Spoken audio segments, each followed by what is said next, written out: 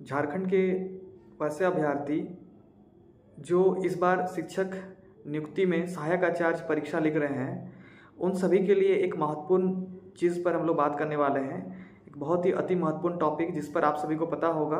कि झारखंड सहायक आचार्य की जो परीक्षा में आप शामिल हो रहे हैं, उस परीक्षा पर एक सुप्रीम कोर्ट में केस चल रहा है। सहायक आचार्य जो परीक्षा 1 to 5 प्लस 6 to 8 का जो वैकेंसी अभी 26,000 के लिए परीक्षा ली जा रही है, उस पर बहुत सारे जो है पहले भी केसेस हुए हैं और अभी वर्तमान परिस्थिति में जो सुप्रीम कोर्ट में केस चल रहा है, उस टॉपिक पर एक विशेष बातचीत आप सभी के साथ करनी है। वैसे साथी जो बिल्कुल भी नहीं जानते हैं, उनको मैं थोड़ा सा ब्रीफ में डिस्कशन के दौरान ही करना चाहता हूं, और जो वस्तु स्थिति अभी वर्तमान में सुप्रीम कोर्ट में क्या चल रहा है और उसका असर क्या होगा झारखंड के परिदृश्य में, और जो सहायक आचार्य जो परीक्षा आप लोग लिख रहे हैं, उस परीक्षा में बैठने के बाद क्या आगे की परिस्थिति ऐसी बनेगी। ऐसी भी स्थिति उत्पन्न हो सकती है अगर सुप्रीम कोर्ट में केस हमारे विपक्ष में जाता है या फिर हमारे अगेंस्ट में जाता है, तो परीक्षा लिखने के बावजूद भी हमें परीक्षा से हटाया जा सकता है। तो उस टॉपिक पर विशेष बातचीत के लिए सुप्रीम कोर्ट में केस में लगभग 3 सुनवाई ऑलरेडी हो चुकी हैं और अगला सुनवाई 19 जुलाई को होने वाला है। उसके संदर्भ में आप सभी के साथ एक विशेष बातचीत करना है। वैसे साथी जो इस परीक्षा को लिख रहे हैं और जिन्होंने भी सीटेट उत्तीर्ण किया हुआ है और उनको मौका मिला है, उस संदर्भ में हम लोग आज बातचीत करने वाले हैं। साथियों, झारखंड में आपको जैसे पता होगा कि झारखंड राज्य गठन के बाद मात्र 2 ही बार सीटेट की एग्जाम, जेटेट की एग्जाम, झारखंड शिक्षक पात्रता परीक्षा का आयोजन 2013 और 2016 में हुआ था। उसके बाद झारखंड टेट का एग्जाम हुआ नहीं था। और आपको पता होगा कि इसी बीच आनंद फानंद में जो है ना, परीक्षा की वैकेंसी की घोषणा जब की गई थी, तब वैसे अभ्यर्थी जो 2016 के बाद टेट से वंचित थे, क्योंकि टेट लिया ही नहीं गया था, तो वैसे बहुत सारे अभ्यर्थी सीटेट उत्तीर्ण अभ्यर्थी, मतलब सीटेट की परीक्षा पास किए हुए थे, उनको भी इसमें शामिल करने के लिए मौका नहीं दिया गया था। तो हम सभी अभ्यर्थी जो सीटेट उत्तीर्ण थे, हम लोगों ने पहले सरकार से आवेदन दिया, उनसे बात रखा, और सरकार ने हमारी बातों को एकदम बिल्कुल भी वहां पर जो है ना कंसिडर नहीं किया। मुख्यमंत्री सर से उस टाइम वर्तमान जो है जगन्नाथ महतो जी शिक्षा मंत्री थे, उनसे भी हम लोगों ने मुलाकात करके अपनी बातों को अवगत कराने का काम किया था, परंतु सीटेट को वहां पर शामिल नहीं किया गया। फाइनली जब कहीं से बात हमारी नहीं सुनी गई, तो हम लोग झारखंड उच्च न्यायालय में 3 से 4 केसेस हम लोगों ने फाइल किया था, जिसमें मुख्य याची के रूप में मैं उसमें शामिल था। सूरज मंडल मेरा नाम है, और उसमें 5559/2022 का केस था। उसके बाद जब उस केस में भी सुनवाई लगातार नहीं हो पाई, तो हम लोगों ने एक जनहित याचिका PIL, पब्लिक इंटरेस्ट लिटिगेशन, जो है माननीय उच्च न्यायालय झारखंड में हम लोगों ने दाखिल किया था। और उस केस के बाद जो है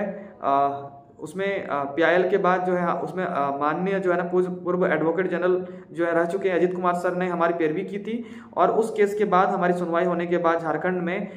सीटेट को जो है शामिल करने का जो आदेश पारित हुआ था, और उसमें कंडीशन लगा दिया गया था कि पहले प्रयास में और अगले आने वाले 3 वर्षों में जब भी जेटेट की परीक्षा ली जाएगी, उसमें सीटेट उत्तीर्ण अभ्यर्थियों की शर्त के साथ शामिल किया जाता है कि नियुक्ति के पश्चात उनको जेटेट की परीक्षा से गुजरना पड़ेगा और पहले प्रयास में उस परीक्षा को उनको पास करना पड़ेगा।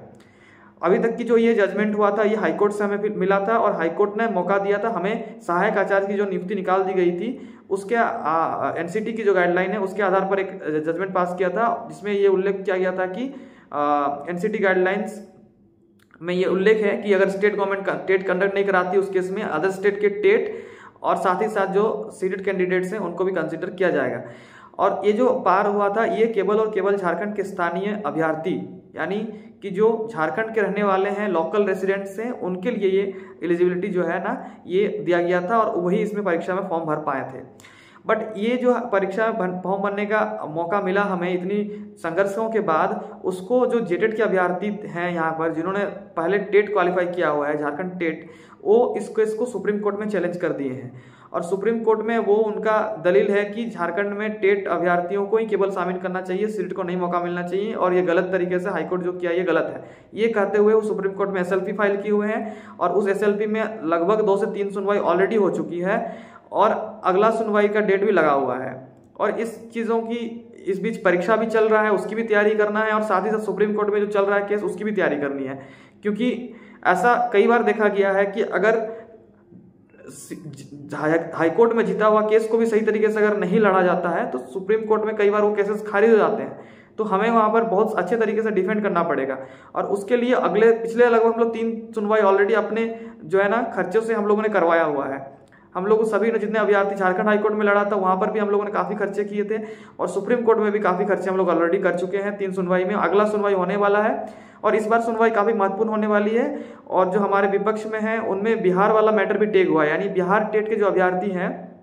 वो भी इस केस में शामिल हो गए हैं, और उनका बीटेट वर्सेस जो है ना स्टेट का सीटेट जो है उसका मामला भी है। तो बिहार टेट वाले अभी अभ्यर्थी उसमें टेक मामले में है, उसके अलावा झारखंड टेट वाले मामले में भी वो लोग आए हुए हैं, झारखंड के अभ्यर्थी। तो इन सारे अभ्यर्थियों का डिमांड जो है ये है कि सीटेट को मौका नहीं मिलना चाहिए, और हम ये कह रहे हैं कि नहीं, सीटेट को अभी मौका मिलना चाहिए, क्योंकि झारखंड में टेट 8-9 साल से हुआ ही नहीं है। तो ये सारी चीज़ों को लेकर के हमें एक बहुत ही जो है ना अति आप लोग को जो है ना महत्वपूर्ण बात बतानी है कि अगली सुनवाई के लिए हमारे पास जो है जरूरी संसाधन की आवश्यकता है। नहीं तो अगली सुनवाई में हम लोग सही तरीके से अगर नहीं लड़ेंगे, डिफेंड नहीं करेंगे, तो ऐसी भी परिस्थिति अराइज हो सकती है कि अगर सीटेट को वहां पर किसी तरीके से दिक्कत होगी तो हम जो परीक्षा में बैठ रहे हैं तो फिर हमें फिर वहां से हटा भी सकते हैं। और जैसा कि आपको पता होगा कि लास्ट जो सुनवाई हुई थी 26 तारीख को, उसमें ये रिजल्ट पर स्टे लगा दिया गया, यानी जो परीक्षा हो रहा है वो रिजल्ट पर स्टे है, रिजल्ट नहीं निकाला जाएगा जब तक कि पूरा कोर्ट का सुनवाई उस पर आ नहीं जाता या फिर कोर्ट उस पर कुछ डायरेक्शन पास नहीं करता तब तक। तो लास्ट सुनवाई में ये हुआ था, जब एग्जाम का डेट घोषणा हुआ था तो वहां पर एक स्टे पिटीशन जेटेड अभ्यर्थियों के माध्यम से फाइल किया गया था, और उस स्टे पिटीशन में ये किया गया था कोर्ट के माध्यम से कि फिलहाल एग्जाम रोक देने से किसी को नहीं रोका जा रहा है, एग्जाम सबको ही दीजिए, लेकिन जब तक जो है रिजल्ट जो है प्रकाशन नहीं किया जाएगा। तो अभी तक वर्तमान वस्तुस्थिति ये है, और ये सुप्रीम कोर्ट में केस अभी फाइनल स्टेज पे खड़ा है, और अगली सुनवाई में बहुत महत्वपूर्ण है, क्योंकि जो टेट के अभ्यर्थी हैं उन्होंने काफी महत्वपूर्ण तरीके से अच्छे एडवोकेट के पैनल वहां पर खड़ा किया हुआ है, जिसमें कुछ एडवोकेट पैनल में उनकी जो टीम में है उनमें गोपाल शंकर नारायण सीनियर एडवोकेट में है, और शायद संभवतः जो अगली सुनवाई में एक सीनियर एडवोकेट की बात और हो रही है, वो शायद मुकुल रतोगी जो है सीनियर एडवोकेट वो उतरने वाले हैं। परंतु सीटेट उत्तीर्ण अभ्यर्थियों को और सीनियर एडवोकेट के लिए काफी दिक्कतें हो रही है। हमारे टीम में उतने अभ्यर्थी भी नहीं है, और जो है उनमें काफी जो है खर्चे हम लोग ऑलरेडी हाई कोर्ट में कर चुके हैं, और सुप्रीम कोर्ट में भी 3 सुनवाई में काफी खर्चे हो चुके हैं। हमने पर्सनल लेवल पर हर एक अभ्यर्थी ने लगभग 5-6 हज़ार का खर्चा ऑलरेडी हम लोग कर चुके हैं। और अगली सुनवाई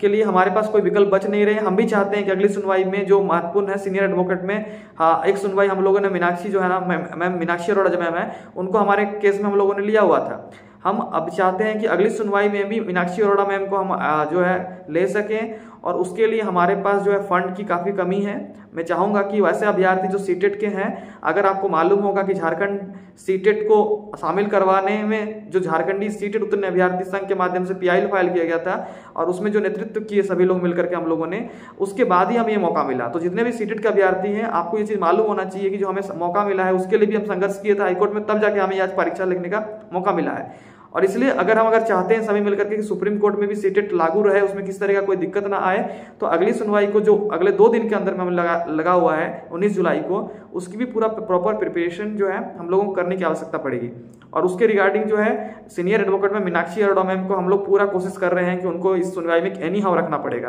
क्योंकि अगर नहीं रखेंगे तो सामने वाले की ओर से काफी जो है सीनियर लॉयर और एडवोकेट वो खड़े हो रहे हैं, और हमारी ओर से अगर सही तरह से पक्षों को वहां पर नहीं रखा गया तो कहीं कुछ दिक्कत ना हो जाए, कहीं कोई कुछ अनहोनी ना हो जाए, इसलिए हम लोग कोई रिस्क नहीं ले सकते हैं। साथियों, इस बात को समझने की आवश्यकता पड़ेगी।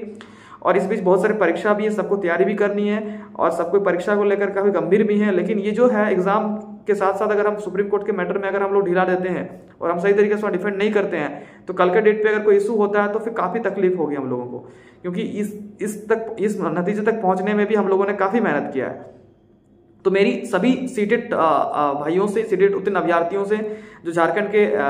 रेसिडेंशियल हैं प्लस बाकी स्टेट के भी अगर कुछ इसमें मदद करना चाहते हैं, इसलिए कि क्योंकि बाकी स्टेट का भी मामला सीटेट से इसमें आच्छादित है, और सीटेट अगर किस तरीके से गंभीर मुद्दे पे यहाँ पर फंसता है तो बाकी स्टेट पर भी इसका असर पड़ेगा, क्योंकि बिहार का मामला इसमें टेग है। तो बिहार टेट का जो TRE 1, 2, 3 इसमें जो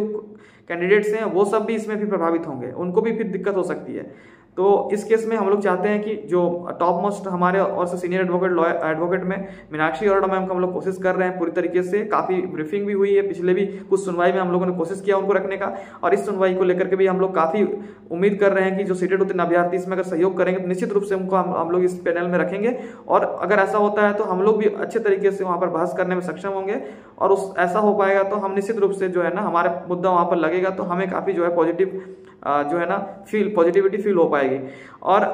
सुनवाई में काफी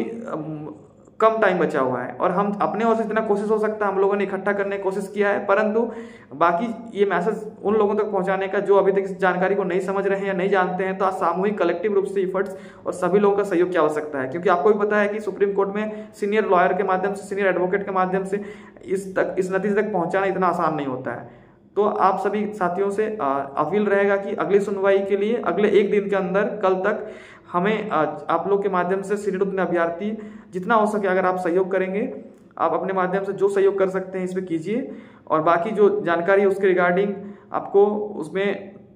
व्हाट्सएप ग्रुप में ऐड कर दिया जाएगा अगर आप सहयोग करते हैं तो, और उस ग्रुप में आप जाकर जुड़ करके समझिए कि क्या मुद्दे हैं क्या नहीं है। उसके अलावा बहुत सारे डॉक्यूमेंट्स हम लोगों ने तैयार किया हुआ है जिसमें आप देख सकते हैं कि ये टेट का जो 2016 में एग्जाम हुआ था वो कंडीशन लगाया गया है, गैजेट नोटिफिकेशन, लैंग्वेज का जो इशू है उसको लेकर के। उसके अलावा जो है कुछ नियमावली जो झारखंड सरकार ने रिसेंटली पास किया है 29 जनवरी 2024 को, वो हम लोगों ने कोट किया हुआ है जिसमें कि सीटेट को शामिल किया गया है और ये जो है नियमावली बना दिया गया है। इसके अलावा आपको पता होना चाहिए कि टोटल सहायक आचार्य के लिए 2022 में जो नियमावली बनी उसमें लगभग उसके बाद 3 संशोधन हो चुके हैं। संशोधन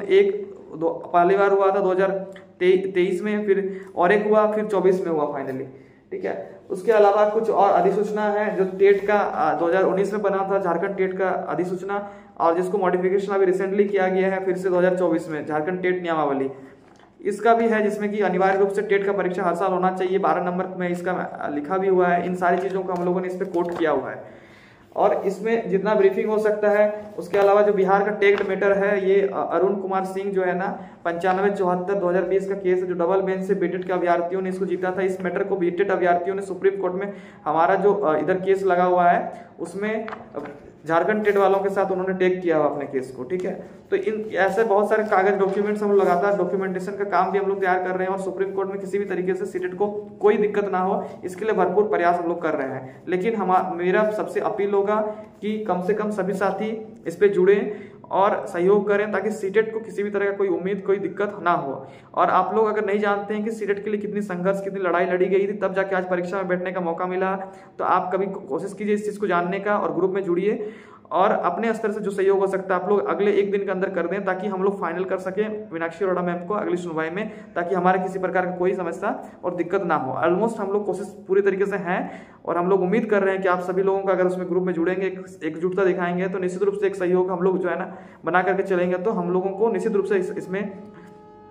अच्छी उम्मीद दिखेगी और हम लोग निश्चित रूप से इसको अच्छे से टैकल कर पाएंगे। और इसके लिए जो भी आप लोगों को जानकारी या फिर कांटेक्ट या डिटेल्स या फिर बातचीत करना चाहते हैं या फिर जानकारी पता करना चाहते हैं तो आप सीटेट सुप्रीम कोर्ट के ग्रुप बना हुआ है और जो लोग सहयोग किए हुए हैं उसमें उसके लिए भी एक पेड ग्रुप जो है ना वो बनाया गया है। टेलीग्राम में भी कुछ ग्रुप्स हैं और एक व्हाट्सएप में जो है लगभग जो अभ्यर्थी हमें मदद कर रहे हैं इस केस के लिए उनका एक ग्रुप बना दिया गया है। उस पर आप जुड़ करके, और रात में मीटिंग भी होती है जिसमें वस्तु स्थिति और वर्तमान परिस्थिति में हम कितना क्या है उसको लेकर के बताया गया है। लगातार मीटिंग्स हो रही हैं, आज भी होने वाली हैं। तो आप सभी साथियों से निवेदन रहेगा कि निश्चित रूप से अगर आप सीटेट के उत्तीर्ण अभ्यर्थी हैं और इस सहायक आचार्य में आप अगर बैठे हुए हैं परीक्षा में तो आपको निश्चित रूप से इस पर जुड़ करके वस्तुस्थिति को समझने की आवश्यकता है और सीटेट को जो है ना किसी भी तरीके से वहाँ पर बचाने की आवश्यकता है हमें। अन्यथा बाकी कुछ अगर दिक्कत होगा तो बहुत हमें समस्या हो सकती है, इस बात को भी समझे। और बस इन्हीं सारी बातों के साथ आप सभी लोगों का इस पे हमें सपोर्ट सिस्टम बना करके एकजुटता दिखाना है ताकि सुप्रीम कोर्ट में हम सीनियर एडवोकेट के माध्यम से अपना बहस करवा सकें। और बाकी डिटेल्स किस तरीके से नंबर के वगैरह क्या आप जो है संपर्क कर सकते हैं। नंबर नोट करना है तो आप नंबर भी नोट कर सकते हैं, है ना, 9439448515। आप इस नंबर पर व्हाट्सएप मैसेज के माध्यम से बाकी कुछ सहयोग करना चाहते हैं तो इस नंबर में आप कर सकते हैं, फोन पे, पेटीएम, गूगल पे के माध्यम से। बाकी डिटेल्स स्कैनर वगैरह जो यूट्यूब का चैनल है इसमें आप लोगों को दे दिया जाएगा, आप इसमें जुड़ें और बाकी जानकारी भी उसके माध्यम से लें और वस्तु स्थिति को जो है एक्चुअल फैक्ट क्या है नहीं है इसको समझें और सीटेट को सुप्रीम कोर्ट में बचाने के लिए आप लोग आगे आएँ और सबको मिलकर के अगर हम लोग आगे आएंगे तो निश्चित रूप से हमारा जो है ना प्रयास सार्थक होगा। संपर्क संख्या वही है 9439448515। इसी में सारा चीज़ है। आप लोग अधिक से अधिक लोग इसमें सपोर्ट सिस्टम बनाएं और इसमें जरूर जुड़ें। और जो एक पिटिशनर्स का भी ग्रुप हम लोगों ने फॉर्मेट किया हुआ है वहाँ पर, वैसे अभ्यर्थी जो इसमें सपोर्ट सिस्टम में आना चाहते हैं, हमारे साथ जुड़ना चाहते हैं तो इसमें जुड़ें और सहयोग करें। थैंक यू सो मच, धन्यवाद। बाकी जानकारी के लिए आप जो है ना आप बातचीत कर सकते हैं और ग्रुप में जुड़ करके इकट्ठा करके, है ना। लेकिन हमारे पास समय कम है, इसलिए आप सभी साथी जितना जल्दी हो सके कल तक इसमें जितना हो सकता है आप लोग जुड़ जाएं और सपोर्ट करें। Thank you so much.